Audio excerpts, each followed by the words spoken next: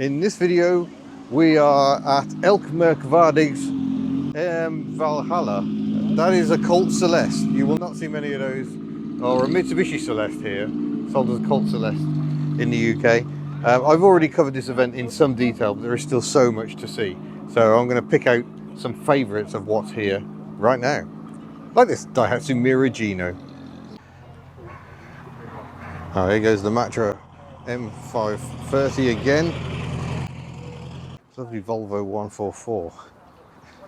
It's just delightful condition. Doesn't look restored, it just looks carefully used. Very, very nice. So yeah, we've got all these Renault wins. I'm not used to seeing so many wins in one place. That's a veritable gust. And over this side, Honda CR-V next to a Skoda Estelle. I think these were fairly popular here in the Netherlands, the Estelles. Rear engined, of course. Incidentally, the one of these I've driven, Mick's K-Series Rover engined Skoda, he's tuned it up and now apparently it'll do 0 to 60 in under 7 seconds. Frightening. Honda Beats. Didn't expect to see so many Honda Beats here. Tiny little mid-engined. They've got a 3-cylinder engine, 659cc I think, but no turbo, yet it still produces 63 brake horsepower.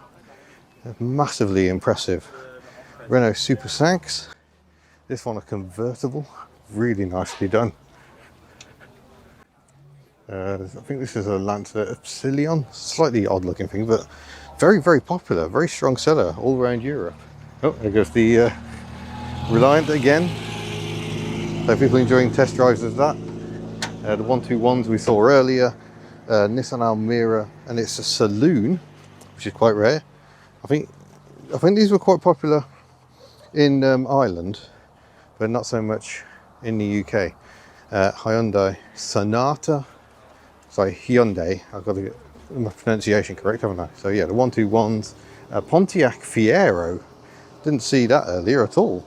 Nissan Murano, which has a 3.5 litre V6. So I think this is a facelift we didn't get in the UK. They weren't very popular. And oh my gosh, it's a Daft Pony. That's incredible. I've never seen one of those. It sounds like it's got the flat twin engine. Presumably it's still got the CVT as well. We're going to have a look at that later on. Little Polo saloon. Very nice. That's exactly what I love about this sort of event. It's very ordinary cars like that. 206cc in that fabulous green. Dutch built Volvo S40. Another Toyota Corolla. Mercedes-Benz Heckflotter, and another Alfa Romeo Alfetta, slightly later facelift one. Injection, ooh, fancy. Yeah, the Heckflotter or Fintail Mercedes, very, very robust cars. They did some immense safety testing on these. Lovely Hubnut sticker on this Volvo 480. Toyota Land Cruiser in The World Has Ended. Zombie apocalypse, I need to survive mode. Another Land Cruiser over there. Oh, we need to have a quick look at the Cadillac over here. I don't really know anything about them, but I love them because they were trying to make big cars little, and this is about as little as they could manage. A Sedan DeVille. Alfa Romeo 147, very pretty little hatchback. Enormous Lexus, and yeah, earlier Land Cruiser. And over here, next to the Mazda MPV, Opel Ascona in LS form, which I thought was equivalent to our L trim on the Cavalier, but no rear wiper. What's that about? This Opel is badged as a Ranger. Oh, there we go, the GM Ranger. It's gorgeous, gorgeous deep brown. I hope the camera is doing that some justice. Next to that we got the DeLorean. It's stainless steel finish. Rare to see one with the doors down when parked up. Got another AX, another 19, and a Mark 1 Mondeo. It's the only one of those I've seen today.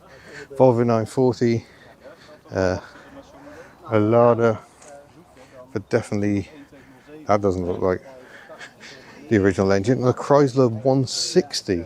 We got the Chrysler 180, slightly larger version, also badged 2 litre with an again larger engine in some markets.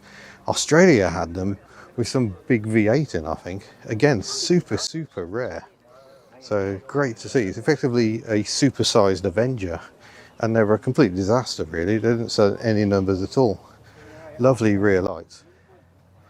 And this is the Donkervoort, which is the Dutch equivalent of a Lotus Super 7.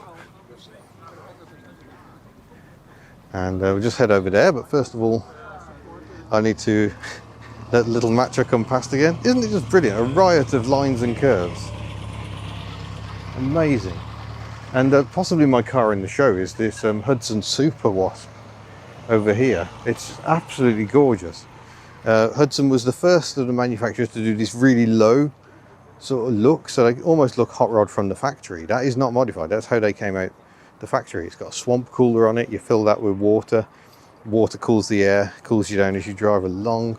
It's even got a little drive-through food thing on the side as well. Gorgeous interior. So yeah, Hudson are one of those manufacturers that made amazing cars, but sadly did not survive.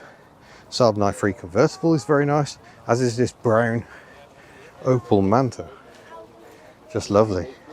And the Suzuki Justy, built in Hungary, next to it. They did do a Subaru badge engineered 4-wheel drive version. R34 Skyline, our second 4-door of the day. But just as I think I surely must have filmed everything, someone drives in a Peugeot 404 Estate with 3 rows of seats. That is just absolutely delicious, if a little hearse-like. Now here's an amusing one. We had the Lancia Y10, which is actually badged Autobiancho. I filmed that in part 1, but now we've got a Lancia A112 next to it. Well, this is actually an Autobiancho. And fascinating to see. A car we didn't get in the UK at all. And a real shame, because it's front wheel drive, it's a proper little super mini, it's a lovely bit of design. Autobiancho, of course, being the company that first gave us the transverse engine and end-on gearbox layout. And a correction from the first video, this is a Lancia Libra with a Y. It's a slightly smaller car, it's kind of Fiat Marea sort of size. This Fiat 238 van is something I just simply haven't seen in the metal before. Lamborghini-liveried.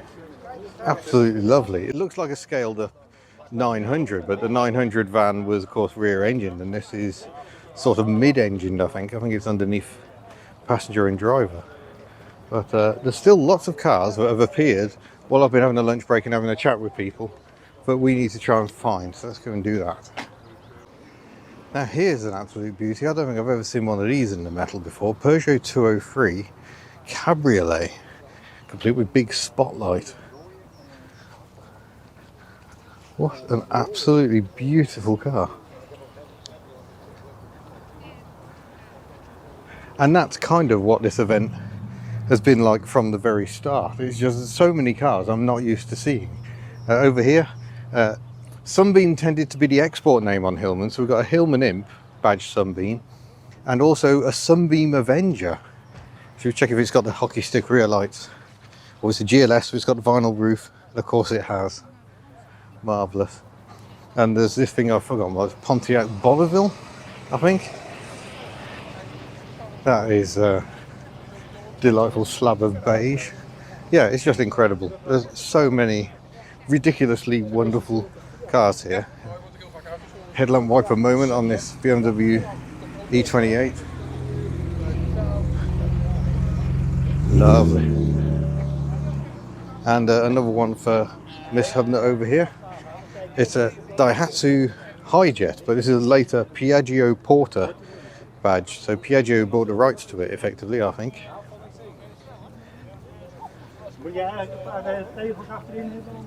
A Fiat Coupe has arrived now. Another Twingo coming in. Just an incredible mix of cars. It has been an utterly overwhelming event. So many fantastic cars. Let a little Twingo come past. Twingo Air. Yeah, it's been a real joy. So it's a Sora there, a JDM import, another Fiat X19 with the earlier style bumpers. Yeah, and we're going to finish with, actually I don't know if we are going to finish because there's so many other cars here I still want to see. I'll go and see if I can find them. But I'm coming over here because there is another Australian in the house. It's a Ford Capri, or sometimes sold as a Mercury Capri. Developed from the Mazda 323 platform, I believe, and the eye was very much on America in terms of sales. But that is an Australian car. I did manage to snap a photo of it with Betty de Fairmont as it drove past. There's also a Hyundai S Coupe. When did you last see one of those? I think we have seen this one before at Japan Classic Sunday. You know when you just want to stop recording and you just can't because you just keep on seeing things you've never seen before? Look at this, designed by Giugiaro. It's a Renault, but they tried to conquer America with it. It's the Premiere. I think during that ill-fated time when Renault and American Motors had a bit of a tie-up. And this is developed from the 25 platform, which is why the doors may look familiar. But obviously there's a big old booted saloon.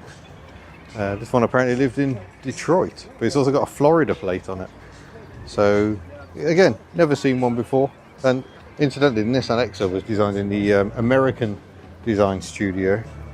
It's just crazy. And then over here, an Opel SX1000 in left-hand drive. Originally a Belgian car. So Opel designed the Reliant Scimitar GTE, the Reliant Robin, and the preceding Regal, I think, as well. So an interesting design company and some interesting design features. I always love these rear lights. So Cooper S, so that gives it away that it is mini based. This one on the Cooper S, but look at the interior. Wow. A beautiful bit of design. Ogle ultimately didn't stay in car production because I think it was David Ogle was the company owner. He managed to kill himself, I think, in one of those, an SX1000. So yeah, unfortunate times. But yeah, it's just a crazy event, and I've been utterly overwhelmed by it. It's absolutely done me in. But I hope you've enjoyed it too. Obviously we've got a lot of footage from this event. There is so much to see. Look, we've got a Phase 1 Citroen XM has come in now. We've got very slightly different windscreen wipers to a Series 2. So it's just not going to stop unless I stop. So I'm going to say thank you very much. Huge thank you to Merk Waardig for inviting me over here, and one of the organisers has put me up tonight as well. Hugely appreciated. It's just, what an event. Amazing. See you in another video. Bye.